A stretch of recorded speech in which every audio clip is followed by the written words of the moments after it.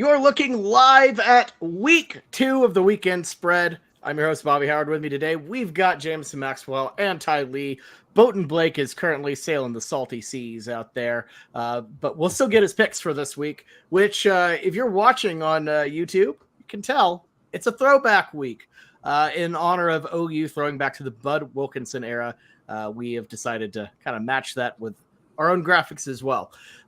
So, boys, before we dive in, let's take a look at our standings. And Ty, my man, this was one of your best weeks ever. So 0-3 in week 0, strong 8-2 last week, and you sit atop the leaderboard at 8-5. You kick us off here. How you feeling after that? Yeah, I'm feeling good. We did some things to change it up. We determined that unfortunately the cowboy hat is cursed for picks, so it cannot come on for picks. And then we also determined that we were trying to pick off of being nice instead of just pure hate. And when we started to pick off hate in the hate-filled storylines, we started to do really good. And then there was a third thing I noticed, and that's that I typically do pretty good at the start. And I wish Blake were here to hear this because I know he would back me up. But what happens is I tend to struggle later on in the season because you guys watch more of these games than I do. But I'm much more successful early on in the season because I'm just a ball knower. And I know ball, so it just comes to me. And that's why I've determined that you guys struggle as non-ball knowers, ball not knowers, as some may say. You struggle because you have to have this, you have to watch and study a bunch for these tests that I can just sort of ace instinctively. Yeah, that's definitely Bobby's problem, being 3-10 to start the year. That's definitely it. Look, to be fair, I was actually... not a great week for me. Obviously pretty bummed out about it. Took a couple swings. They didn't work. A couple close losses. It sucks. But, I've started that before. I climbed my way back up. You can make quick turnarounds here in the weekend spread, as we all know. Mm-hmm. Yeah, and I mean, I'm not doing any much better than you are. 5-8 so far to start the season. But, you never know what's going to be like this week. I feel like this week, I don't know about y'all, but I feel like we're going to be picking a lot of the same teams. I don't know how much division we're going to have, but TBD. Yeah, I'm intrigued to see how it all shakes out because, this after week 1, you kind of get the same type of vibes, get a couple different teams going. It's always interesting. So let's go ahead and dive into this. I'm going to get us in order. Here. So starting off with our first game, it's El Assico, Iowa State at Iowa. Hawkeyes won their game, didn't cover last week. They're traveling to take on the 21st ranked Hawkeyes, who are 1-0, and they covered. Iowa favored by 2.5 here. You can find this one 2:30 p.m. Central on CBS, which means yes, during the El Assico game, we will get the SEC on CBS music, which is going to be so gross. Look, since I'm in last, I will start us out here. And look, this is what I would like to call a hot stove game, where every year comes around, you kind of want to pick the underdog, you kind of want to pick, that scrappy, hated on, little brother in the state, which is Iowa State. And every year, if you hit them, you're going to burn your hand.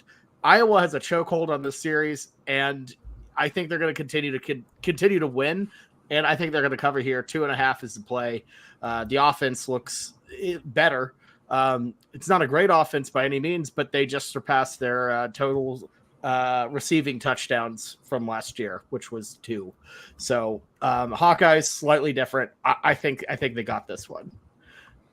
Yeah, I'm similar feeling to you, Bobby. It just seems like we've seen this song and dance before, and we pick this game every year. And trust me, I am one of your early adopters of Rocco Becht, and I think he's going to have a great season this year. But I just think that Iowa's going to just squeeze it out at home. I'm just pulling up the records that they've had versus Iowa, Iowa State versus Iowa whenever Iowa's at home. So 2022, Iowa got an L from Iowa State, but before that, it's a bunch of L's.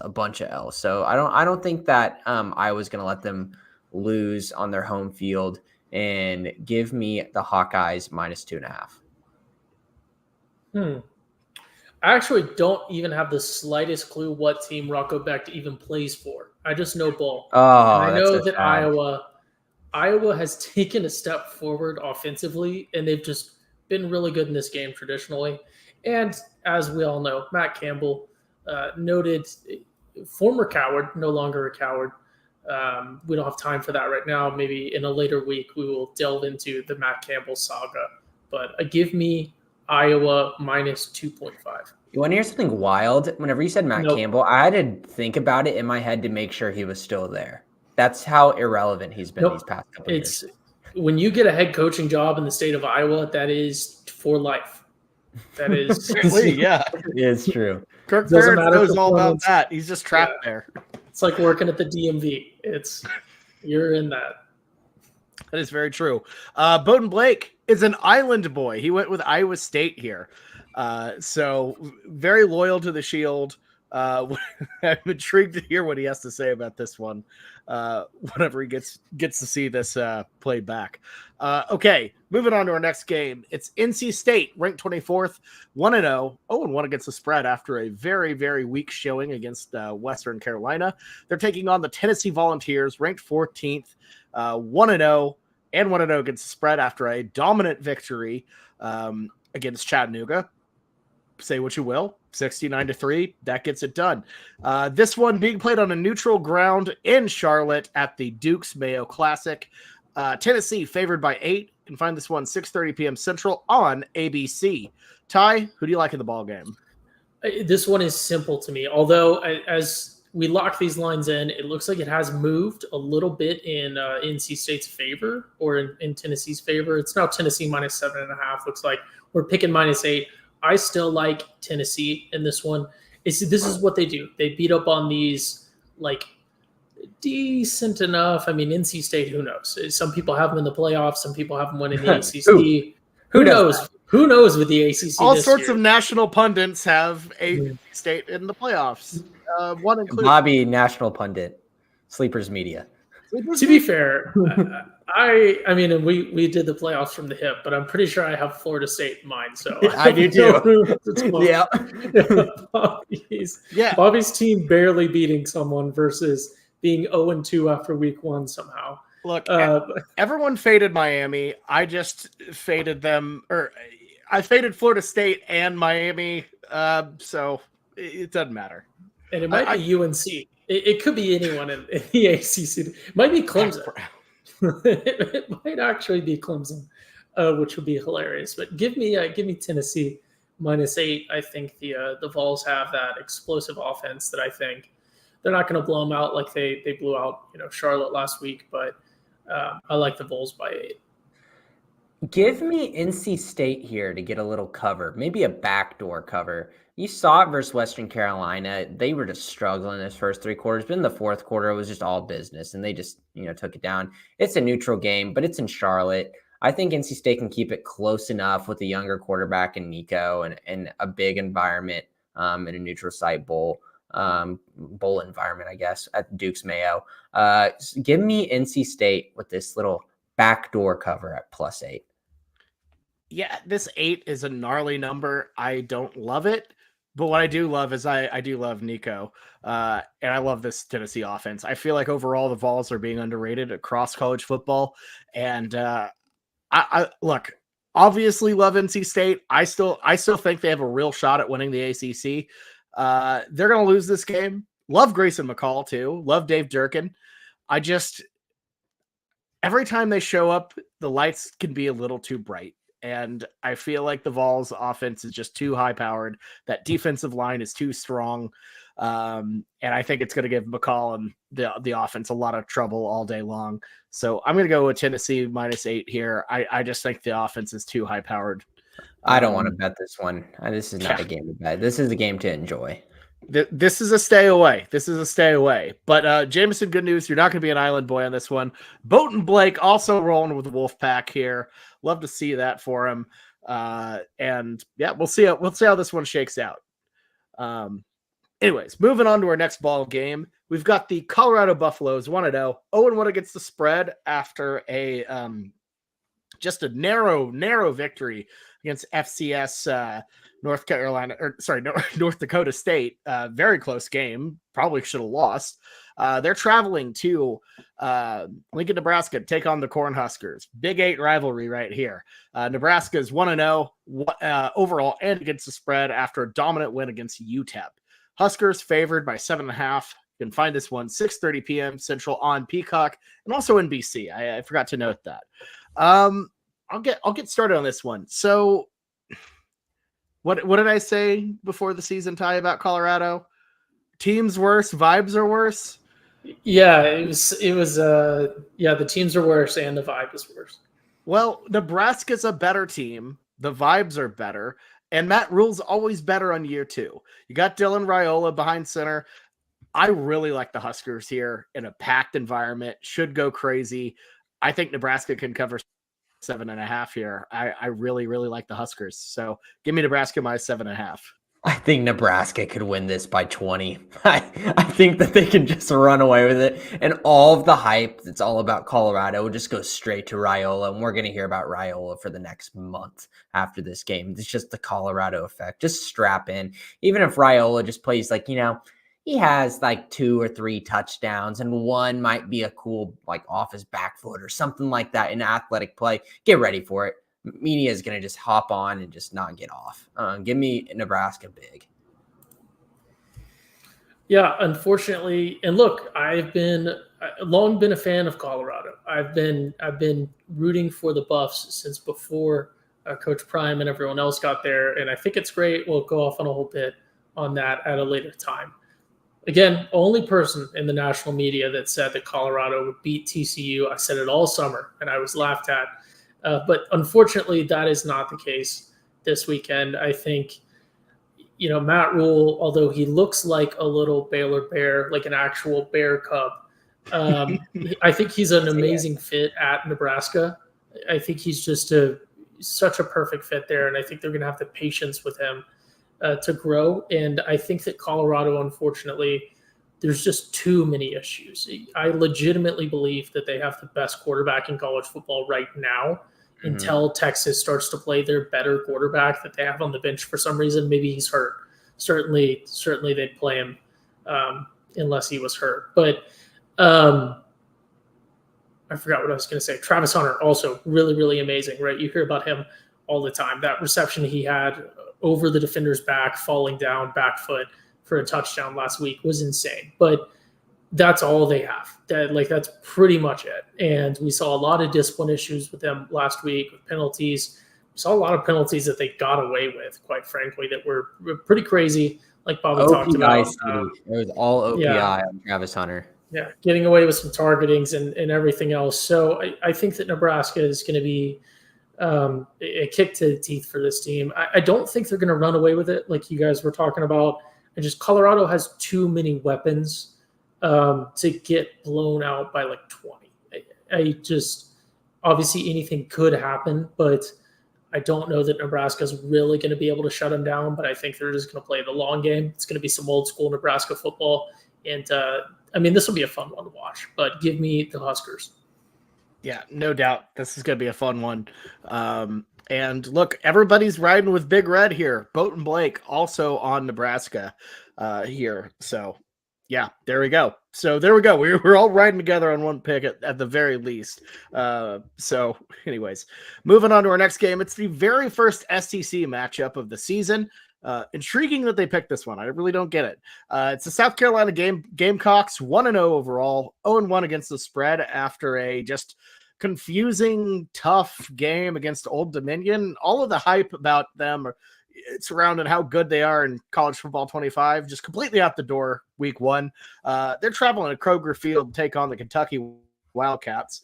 1-0 overall and against the spread. Kentucky favored by 10 in this one. You can find this game 2:30 p.m. Central. It's the SEC on ABC. So, Ty, kick us off here. Who do you like? See, this one's hard for me because, again, as we've established, I am in fact a ball knower, but neither of these teams play ball. So it's basically a toss-up. I really don't know. I tried to do some research on this. looks like Kentucky maybe has a decent defense. In South Carolina for a long time, willingly and excitingly trusted Spencer Rattler to be their quarterback, and I just cannot buy into that, even though he is no longer there. So give me the Kentucky Wildcats -10. I hate this one. I have no idea, what's going to happen here, but give me Kentucky. Yeah, I think this is a fun game to watch because we get to see what is Brock Vandagriff going to be like in SEC play, and he gets a softball really to start with South Carolina.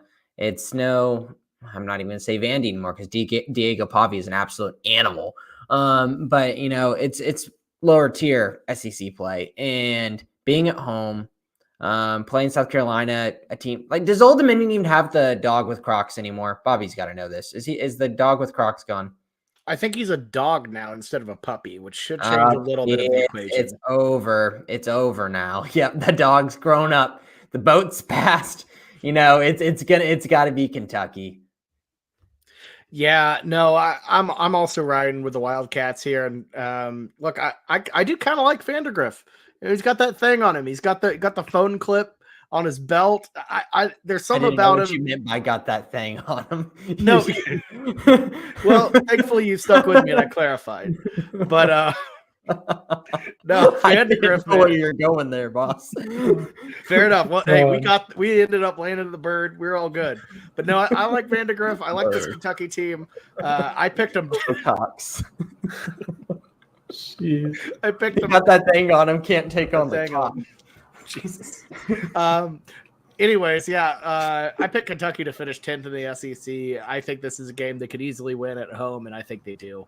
Love Shane Beamer.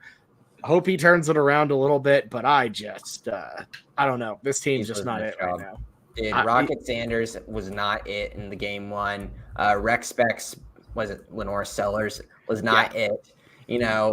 Come on. Like, you would think, like, Raheem Sanders would at least be able to do something versus crap. He was, like, averaging, like, 3 yards a carry. Yeah, it was not good. Not good. And Blake agrees. He also goes with the Wildcats here on his pick. Okay, moving on to a Big 12 game here. We've got the 17th ranked Kansas State Wildcats, 1-0 overall, 0-1 against the spread. I honestly completely forgot what they did last week. They're traveling to Tulane. They're heading to New Orleans to take on the Green Wave. 1-0 overall and against the spread. The Sooners will see Tulane next week. Kansas State favored by 9.5 here. You can find this one 11 a.m. Central on ESPN. Oh, man, this is a tough one. I'm big on K-State. They've run into issues with the American lower-level teams before. Hell, they've run into issues with Tulane. They lost to them back in Manhattan a couple years ago. Problem is, I'm not sure. Well, I'm not really sure about this because they've also lost, I believe, to Troy, whose head coach is now at Tulane. So in some ways, this feels like just such a trap matchup. And I do like Kansas State overall. I do have them to win the Big 12. I think Tulane covers somehow. This just feels like a gross game. I think the Green Wave do enough to keep this thing kind of close and cover the 9.5 or backdoor or something. This is a disgusting game.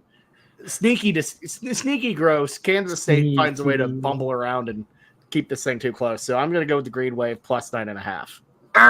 Wrong. Ooh, Avery Johnson, Giddens, just destroy them. Just cannot even contain them. They control the whole pace of the game, quiet the big crowd early, and Tulane does great with their crowd every year. Sorry, it's not going to be it, Bobby. Give me Kansas State, double digits easy. Cover this spread in the first half. But what if they cover the spread in the first half but then lose? Well, they could, but I'm going to say that they cover the spread and keep the spread. I think that was the use of your mulligan, but if we had our legal counsel on here, we could get a. Then who are you going to pick? I am going to pick Kansas State. because I didn't really know who to pick, and Jameson's argument was much more compelling. I didn't really have much of an argument other than just doing a. That was a very convincing sound effect. It was a very convincing sound votes effect nowadays. If I just played like one of those sad slide whistles during Jameson's talking point, I probably would have won that argument. But then with a clown filter. They're like, turn on your PlayStation. I heard a PlayStation sound in the background. Not me. Oh, well, I thought I heard something. You're just hearing things out here. Okay. Jameson with the world's worst gaslighting attempt to distract us. All right. I'm going. So Bowden Blake, he went Kansas State as well. I'm an Island boy on this, which is fair and probably deserved. But you gotta take risks. You got to take risks sometime. So Tulane, get it done for me, Green Wave. Moving on to our next game, we have the Arkansas Razorbacks 1-0 overall and against the spread after a very impressive, just complete thrashing of Arkansas Pine Bluff in Little Rock. That was a beatdown. They're traveling to Stillwater for a pretty big one against the Oklahoma State Cowboys, ranked 16th. Pokes 1-0 overall and against the spread after a very, very solid defeat of South Dakota State. Pokes favored by 7.5 in this Big 12 SEC battle. Find this one 11 a.m. Central on ABC. Ty, who do you like? Sorry. I actually really, really like Oklahoma State in this one. I just, you constantly know exactly what you're going to get from them with Mike Gundy, and when he has consistent assets on the field, consistent players on the field. And at home, right, I would like to see this at 7. I'd be very comfortable with OSU -7. That little hook, that 0.5, does give me a little bit of worry, but I understand Arkansas is going to be riding high after a really, really good win over, a nobody team. Again, a win's a win. That's all OU has at this point as well. But I like the Cowboys a lot in this one. I think their ground-based offense, the ability to control the ball. And look, I believe in the Stillwater home environment. Some people might not believe in it. I believe in the Stillwater home environment for sure. That is an awesome, awesome environment. So go ahead and give me the Cowboys -7.5 in this one. Yeah, Oklahoma State looked good week 1. Just too good. Something doesn't seem right. We said it last week, Oklahoma State, just part of their vibe is just looking gross for a certain part of the beginning of the season. Why didn't I see that during this last week? Something's got to give. And I'm looking up in the corner, Bobby, and I see this wonderful Arkansas old logo, and I see a nice little piggy up there. And you know what I think about piggies. I love the little piggies that are about to pop on the slot machines at the casino. Look at that pig, Bobby. Don't tell me you think that's going to pop. It looks right for the popping. Looks right for the popping. If I pick Arkansas +7.5, I think that piggy's going to pop and get me some money. So give me Arkansas +7.5. Go Taylor Green. He's going to give Oklahoma State some fits. They'll probably still lose, but cover the spread. Jameson, I'm kind of sold here. Piggies. Taylor Green's good. I like Taylor Green. I don't think they're going to win the game, but that hook is just too. I love popping them piggies at the casino, and I love myself betting the dogs when you have a 7.5 point spread. So I think I'm going to keep on hammering them piggies, and I think they can cover this. I like Ollie Gordon. I like Oklahoma State, but what I saw out of Arkansas, I think Taylor Green and Bobby Petrino, that offense just feels a little different. I don't know how to feel about them for the full season. I just think they have a little bit of oomph to them where they can get a cover here. So you heard it, everyone. Bobby said, quote, "I like Oklahoma State," end quote. If that was bait, that's fine. I like them there. All right. So Bowden Blake also went with the Cowboys here. So we got a split there. Looking forward to seeing how this one turns out. This should be a really fun game, I think, honestly. Okay, moving on to our next game. It's the Kansas Jayhawks 1-0 overall, 0-1 against the spread. I can't remember. I actually got that one right. No, they didn't cover. They're traveling to Champaign to take on the Illinois Illini, who are 1-0 overall and against the spread. KU a 5-point favorite on the road. You can find this one 6 p.m. Central on FS1. A lot of folks didn't want to put this game on the spread. That's fair. I don't blame them. It's a little gross, but I feel like I like Illinois a lot. I think Bielema does a really good job of mucking things up, getting things a little messy. But 5 points, you're giving me just 5 points for this Kansas team. I'm going to take that. I'm going to go with the Jayhawks here, -5. It just feels too attainable. If this was 7, I'd sweat it out a little bit. But under a touchdown, I just got to take it. So KU -5 is the play. I hate this. I hate this matchup. What do you want me to do? I said this exact same thing in our group message in reference to picking between this and Baylor, Utah. I wish I would have had Baylor, Utah, because I know more. What do you want me to talk about? Luke Altmaier and Illinois? I got nothing here. Jalen Daniels threw a freaking interception versus Lindenwood last week. Give me Illinois. Ooh, okay. Illini +5. Ty, who do you like?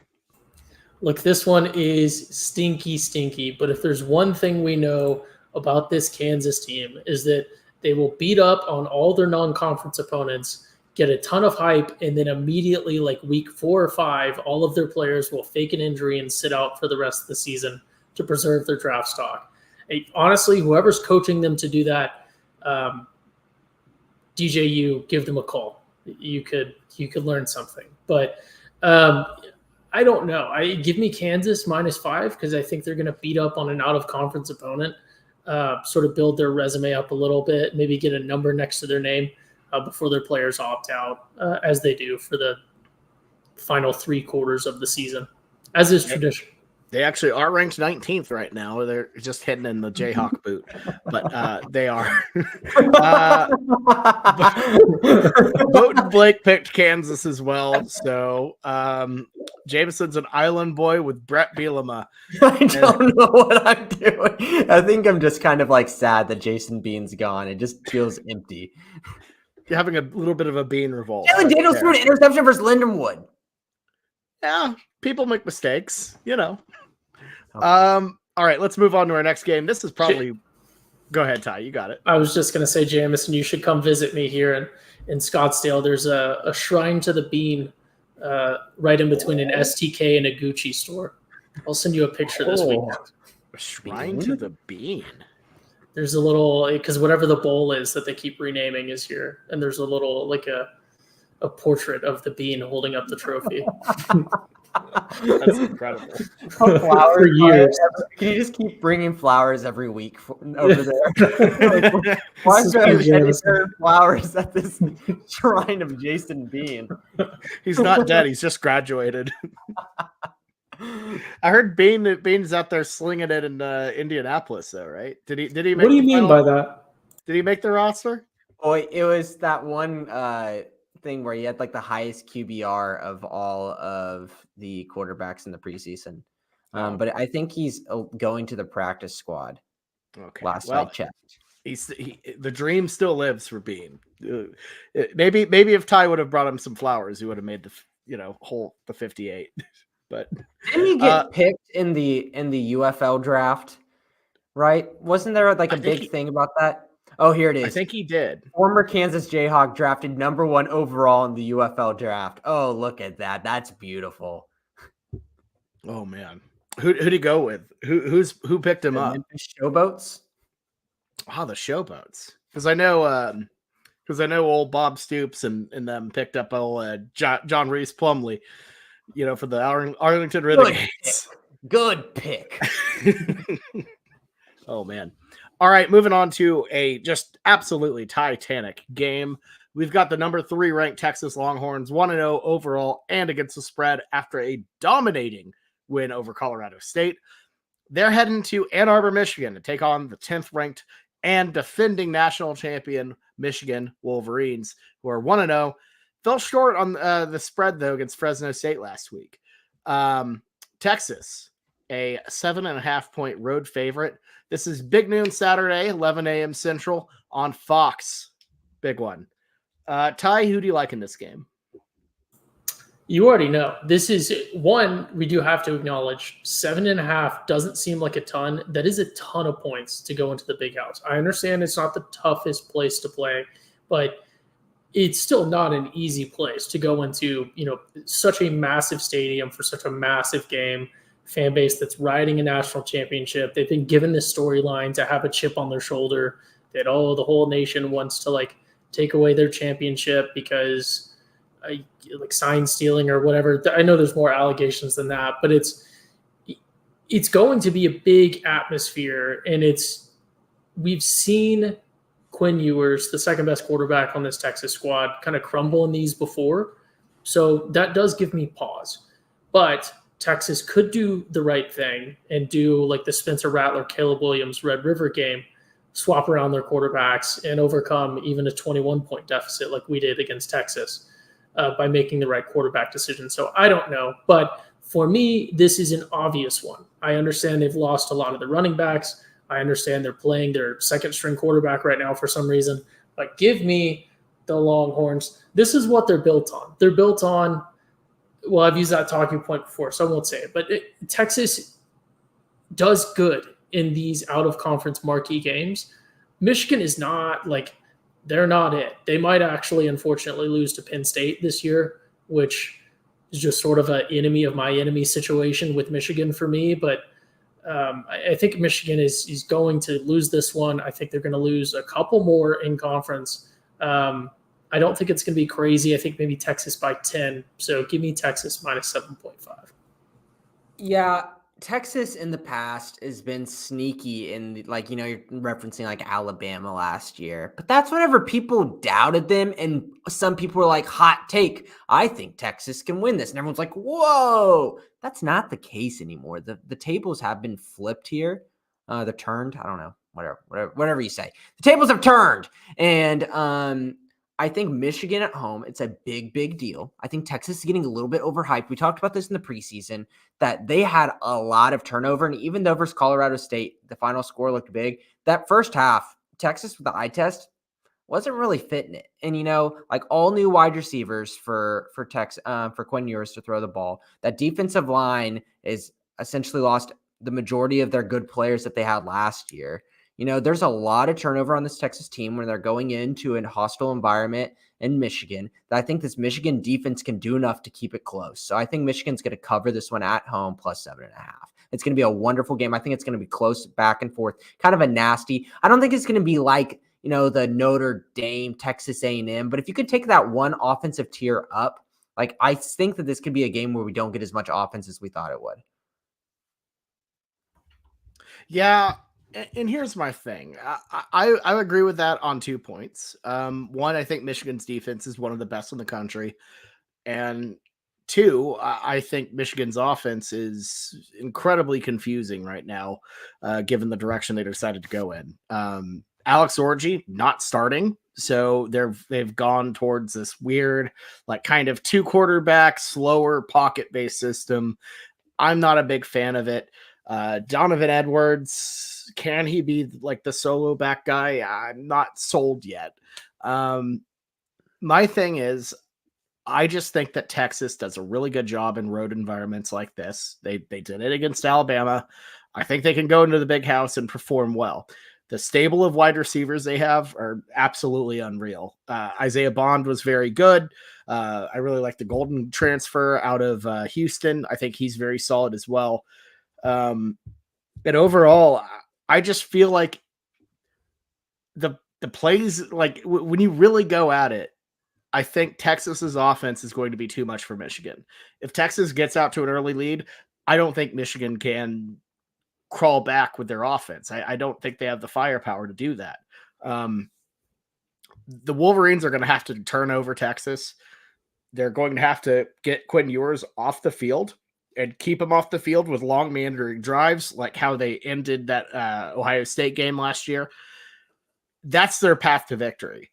Texas's path to victory is just being awesome on offense and not turning the ball over like Quinn Ewers did against Alabama. If he turns the ball over like he did against OU, they probably lose this game. I ultimately see this as about a 10-point Texas win. I think this stays pretty close, but ultimately the Longhorns offense is just a little bit too much. It scoots past Michigan. I think this is going to be a great game, a fun game, but I'm riding with the Longhorns -7.5 here. And so is Blake, actually. Blake also picks the Longhorns. Oh, the rare horns down on the weekend spread. Wow. You never see that. Usually a horns up kind of guy over here. You're right. Right. Yeah, there you go. Ty went with the double horns up. All right, moving on to the game that everybody wants to see this weekend. It's the 0-1 Houston Cougars overall and against the spread after a crushing defeat at home to UNLV. They're traveling to Norman to take on the Sooners, ranked 15th in the country. OU 1-0 overall and against the spread after a trouncing of Temple. Sooners favored by 30. You can find this one 6:45 Central. A little interesting, staggering, kickoff time there. You can find this one 8:45 SEC Network. So if you don't, that's part of your network, your TV package. It's not, if you have ESPN Plus, you need more. So I've been seeing some people. I've been seeing some people confused about that. Really? You need to have you need to have like a Hulu, you need to have like a Hulu with live TV or a YouTube TV or a cable package, because that SEC Network isn't included with your ESPN Plus. Well, screw DirecTV and ESPN and Mickey Mouse. They are just absolute cowards. So screw them. So there goes another option for people. Yeah. Oh yeah, the DirecTV dispute. I forgot about that. That's tough. That's tough. Or just go to the bar, or I'm just saying there are alternatives. People are saying in the comments. You never know. You can look around. I'll start us off here. Look, the line OU -30 to me. I don't know where it's at or if it's gone further up. It's gone down to 29. It has. Really? Geez. Yeah. Really? I'm looking at ESPN Bet right now. Well, ESPN. Okay, well that's where we get our lines from. So it's no. I'm not making fun of you for saying ESPN. I'm scoffing and what do you even call the little like horse sound, like whenever you make whinnying? Your lips? Yes, I'm whinnying. Or not, that's not whinnying. That's like winning is like horsing. I don't know, going like that. That's thing. What I'm raspberry. Or is that kinda. just whenever you do it again? Does it? I know that's what happens when it's a person, but I don't know if that's what happens when you're a horse. I don't know nearly enough about horse sounds. We need to have a horse doctor go on and tell us the difference. Horse doctor. I don't know, man. Look, I do not understand the line being as low as it is. I think Houston's atrocious. Donovan Smith, not very good. About to get benched, might be benched for this game anyways. I like Willie Fritz a lot as a head coach. I think that's a great hire. I think he's going to do great things with Houston. He needs time. This is a project. He's going to need a lot of work on Houston. I think this OU team looks primed, has issues to fix. This is a good time to fix them. We saw UNLV just completely light up that Houston O-line. And you look at OU's defensive line last week and tell me they're not going to do the same, if not worse. This OU defense is going to lock them down. Latrell McCutcheon's going to get scored on 80 times. It's going to be great. OU -30 is the play. Dude, what? Okay, first of all, last week, UNLV really didn't look that good. It wasn't UNLV. Houston just looked really, really bad. UNLV obviously did some things. I'm not taking it all away from them. But my God, Houston looked so bad in all aspects of the game. Until they benched Donovan Smith and brought in the backup at the end of the game. My God, there's another horse sound. They couldn't do anything. It was an embarrassment. 30 points? I'm not following here. I really am not following. I think this should be like 38. I think they're off by a good amount here. And I understand as the lines get bigger in the era of college football right now, where you have a running clock with first downs, there's a little bit of more time, less time for you to score the football. But I think this is actually a big game for Oklahoma on the offensive side of the ball to actually push themselves to see different things. It's not a thing where like we feel good about our ones and our rotations where we can just shut it off in the fourth quarter and get backdoored. I think we're going to still be pushing with our backups because I guarantee you our backup wide receivers, backup offensive line, and even our running backs are going to be like, I see an opening right now to me get playing time, and I'm going to keep pushing, and I think that we can just run away with this one. Give me OU by 38.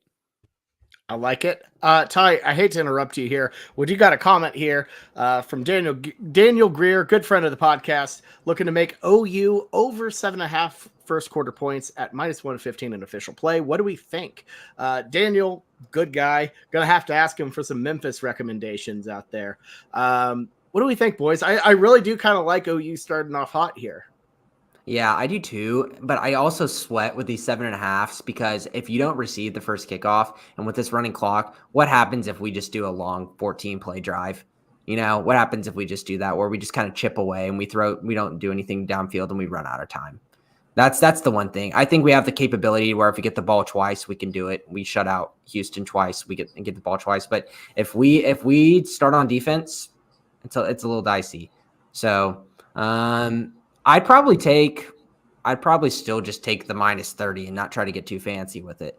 Or what I did last week, which worked out really well, I single game parlayed the first quarter line, the halftime line, and the full game line, and it got me up to +220. So that's also fun.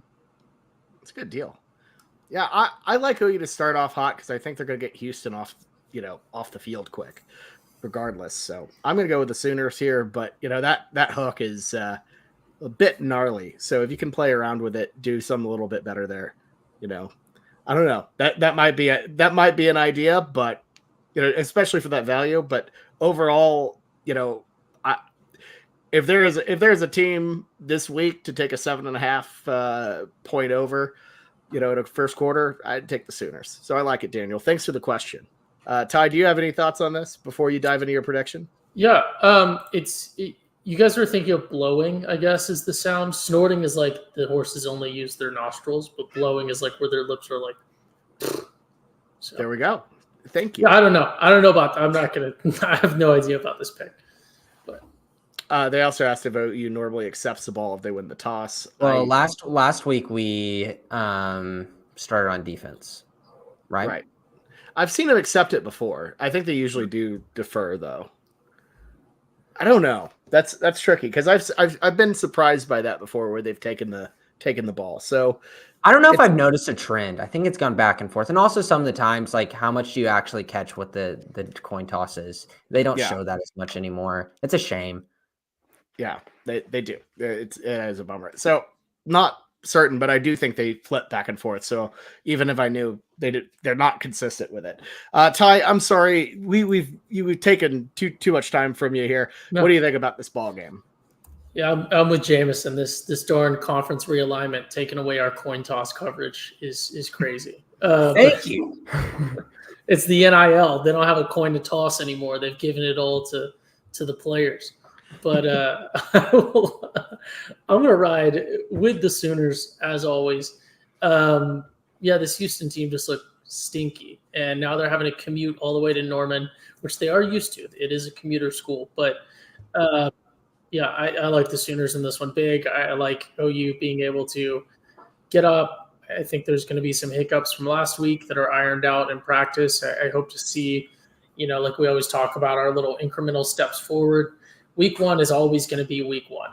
I don't ever think it's a great strategy to play like a super big marquee matchup, although I really appreciate that a lot of teams do. But you've got to take those stepping stones, and week one is always going to be a bit of a really, really hard practice in terms of your hits and everything else. So I really like this OU team to take a step forward. I think we see some stuff click in the receiving game. I know there's been a lot of discussion about that, obviously, with some injuries and everything else, but it's a volume thing just like everything else. And the more Arnold can get reps in with these receivers that we have to play with, and obviously, it's no good to complain about it. Like we're on a podcast. That's a bit ironic because that's what we do. But I think we see this OU team take a step forward. We're going to continue to see just volume to these receivers in practice and in the games. Things will just by their nature improve a little bit there. So I think the passing game takes a step forward. we'll see with the line, we'll see with the running game, but I really like OU minus 30 at home here. I think this will be a great one to go to. See the throwback uniforms. Playing Houston's a cool one to play a throwback uniform game against. So super, super excited to get to watch this one. Can I guarantee a Brennan Thompson touchdown in this game?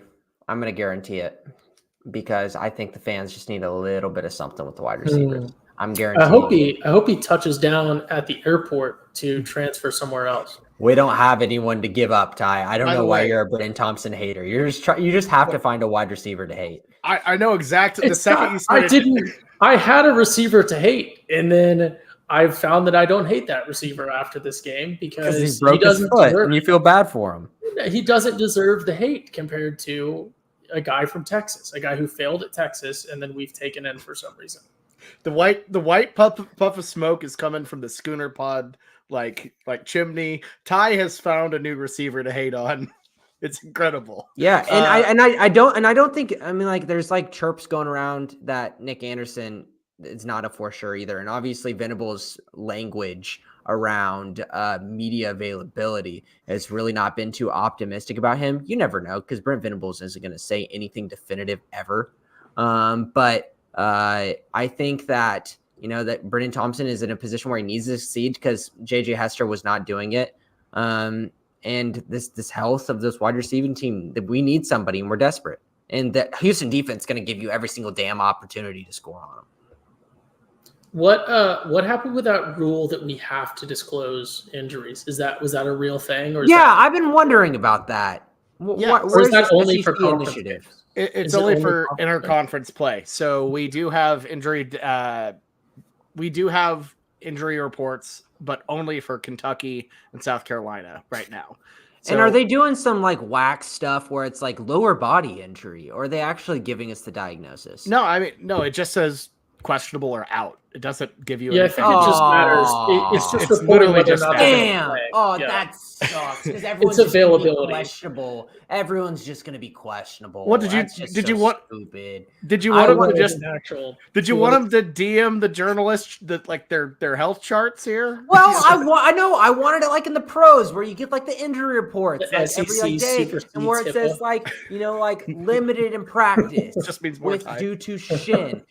We know Branson Hickman like has an ankle, but I didn't know what the ankle diagnosis was, and I had to it's a high ankle sprain. He's got two ankles. That's a big deal. Like I want to know these things because this helps me a lot, and I feel like I can contribute to the podcast if you give me a damn diagnosis more. So like a high ankle sprain for Branson Hickman, I don't feel confident that if he plays, he's going to be extremely hobbled. He's going to need 3-ish weeks to come back from that. Like things like that. I wanted that, and I'm disappointed. I think it's a move in the right direction, even though it's not as specified as you would have wanted. But throw away HIPAA. I don't care about HIPAA anymore. I don't even know if you caught that, Jameson, because you were going, but Bobby said it just means more. Your Honor, it just means more. We have to let the people know. No, Bowden Blake also went with Oklahoma as well. So it's a sweep for the Sooners. Boomer Blake in full effect. But boys, it is time for our favorite pick of the week. Why aren't the brakes working? Because I cut the brakes! Wild card, bitches! Yeah! What? Oh, God! Brakes, guys, I can't stop this fast! All right, it's wild card, so we had to switch back to our normal aesthetic because you can't play it Always Sunny clip and then immediately go back to like some sort of cheery vibe. Wild cards, bad for everyone. Good. So good news, nobody's behind. Bad news, we all looked like morons. Me the most. Me definitely the most. Well, so yours is unfortunate. Mine was unfortunate because I doubted Diego Pavia, something that that was stupid. That was very so dumb. Look, I will say I was able to get it back in the live betting. I apologize to Diego, and we were able to, get even. So we're good there. But overall, rough showing on the wild cards from all of us. So looking forward to doing a little bit better this week. Ty, you kick us off here. Who do you like? Well, actually, Yeah, let me go ahead. I've got a Do couple. you mind if I just do things here. Blake's first so we don't copy his? Yeah, that's fine.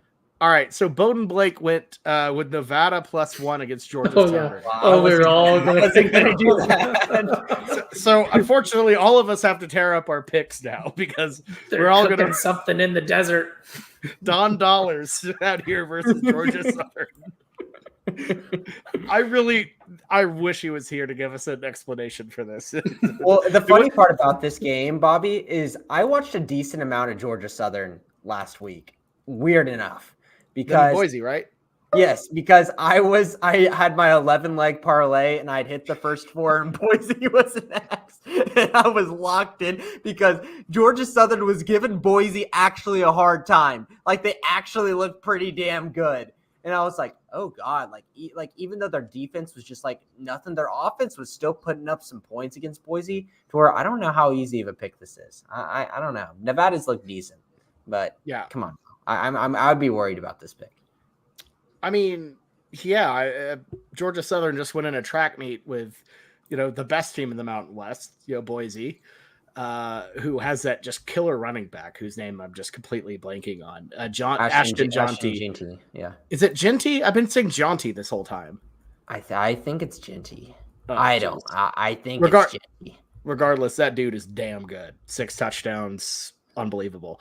And hell, I don't know. I don't read minds, but Ty, are we gonna hear about Boise State in this in your wild card pick? No, actually, I thought we were, but because Bowden Blake is not here, normally the person in the lead picks last. I have been given the very fortunate opportunity to pick functionally first. First, though, there's something I need to address. Although we all lost our wild cards last week, I was technically the least wrong because I had Ohio State minus 49.5, and they barely missed covering by 46. So on a percent basis, I was the most correct because they were only a tiny percentage off of covering. With that being said, I have decided, I figured out that the strategy for the wild card is to pick a team that's going to cover that week. So what I'm going to do is not, you might think, pick Oregon, but I've learned my lesson. Not with picking Oregon. We love Oregon. We need to see some stuff from Oregon first before we bet on them because we know what we're going to get from Dylan Gabriel. So what do? I didn't think this play would be available to me because I thought I would be picking last, but it's on the board. Sorry, business decision. I got to take it. I got Boko -1 against UTSA. Give me. Some are saying they're going to be in the playoffs. If you can give me Boko with a pick'em, a -1. As of right now, it is 6:57 Pacific time on 9/4 as we record this. I've got Boko -1 against UTSA. Give me that. You cannot give me Boko in a pick'em. Oh, they're cursed. No, Boko is coming around this year. They're turning around. We're making a playoff run. Give me the Boko is the Texas State Bobcats. I don't know if I clarified that for anyone who's not a listener. That is the name of their mascot. That's not a big name for us. You did not select Boko Haram. Yeah, you did. Or Yes. No, it was Boko the Bobcat, the not live mascot, the costumed mascot for Texas State. Who could be connected to that group? It's inconclusive. That Boko it has appeared on Wikipedia. Was an absolute madman. He was a madman. So based off readings online, sources. Yes, of course. And this is a house divided matchup too, Jameson. This is called the Battle of I-35, Bobby. I can think of several games that would make way more sense for. I'm not kidding. Look it up. Because I've obviously been playing with Texas State 3 seasons now in college football 25. And every time it pops up I-35, little like emblem rivalry, I'm like, oh, what? But here's the thing, Ty. I also watched the full game of Texas State on Saturday. Man, if you guys have the opportunity, pull out as many TVs around you on college football Saturdays and just sit there, like as many TVs as possible. I feel like a king, being able to watch Georgia Southern and Texas State at the same time. And Texas Tech versus Abilene Christian, which I'm not going to talk about. That would be torture to most sane people. That game lineup. I need to pull up after we get done with the pod. I'm going to pull up the other games that were on in that time slot just to see how insane that lineup is. It was. There was also Notre Dame A&M that I had on. Don't worry. Okay, I was going to say. So Texas State toyed around too much with Lamar in the second half. They looked good in the first half defensively, but their offense showed so much spark and they had so many good players, but there's just a couple of boneheaded things. So I feel really good about this Texas State -1 tie. I agree with you here. Obviously, I do not have the opportunity to pick them. So screw you for taking that pick from me. So I'm picking Oregon -19.5 versus Boise because it just makes sense. It just makes sense. I watched Boise that whole time, and even though everyone's like, "Oh, Ashton Genty, 6 touchdowns, man, look at this," I didn't really like Boise's that much. Their defense really didn't show much. In Oregon, everyone was like, "Oh, they toyed around with Idaho." I think Oregon just goes out and puts their, foot down and just squashes Boise State here. Give me Oregon -19.5. How you like that, Ty? This is almost, we may have to propose this to Bobby. This is almost a situation where we should make some sort of no-fault exchange of wild cards rule where two people can fair trade at no penalty. It's legitimately ordering something off the menu and like, give me that. Give me that. God, that'd be such a chaotic mechanic. I'm gonna house Jameson's pick. Oh my God. Let's see. Until eventually it's Jameson's trying to trade with you for your game because I'm just trying to my game, but I don't want his game. I'm over here making a pick that Blake probably wants, but I know that Ty took it already, so I could get Ty's game. Trying to trade future picks. This is a bad idea. Or be like, all right, because of said trade in week 2, I'm now making the pick on behalf of Ty. I'm going to go Vanderbilt -47 against Alabama. We're gonna make up a line. Oh, book it! I'm putting it in the weekend spreadsheet. Someone trades their pot of greed. Who's Vanderbilt got this weekend? Alcorn State. I looked. Oh, they don't have lines out yet. No, you're lucky. No. I was gonna back Diego and the boys, but I'll have plenty of time to do that. Tickets as low as $2. You want to look at a construction site behind the goalpost. Hey, the video board is no longer dangling from a crane, so they're moving in the right direction. Look, this has been just a weird week of wild cards. I'm looking at my sheet right now. Look, there's a part of me that really wants to do a spite bet against Virginia Tech. Like Marshall +20.5 feels like a fun bet, but do I really want to go 20.5 point? The 20.5 point finding an enemy very early in the season. This is what happened to me with Wyoming. It's already spiraling. I know better. I can't chase it. Do I want to go with Yosef +17.5 on the road at Clemson after Dabo Sweeney completely fell on his face? It's tempting. It's tempting, but I can't do it. So I'm going to keep it simple. And like the Georgia Tech head coach once said, run the damn ball. Got to keep it simple. Just keep it steady. I'm going to go with Georgia Tech -2.5 on the road at Syracuse. It's an attainable score, and I feel like Georgia Tech's style of play travels really well. I think the Yellow Jackets, who are ranked for the first time since 2015, have a really good shot to win this game. I think they do. I'm not buying much of the Q's hype, with Kyle McCord, all of that. Whatever. It's nonsense. So I'm going to go with Georgia Tech, the formerly Scrappy Dogs, on the road at what used to be called the Carrier Dome. They changed the name of the dome.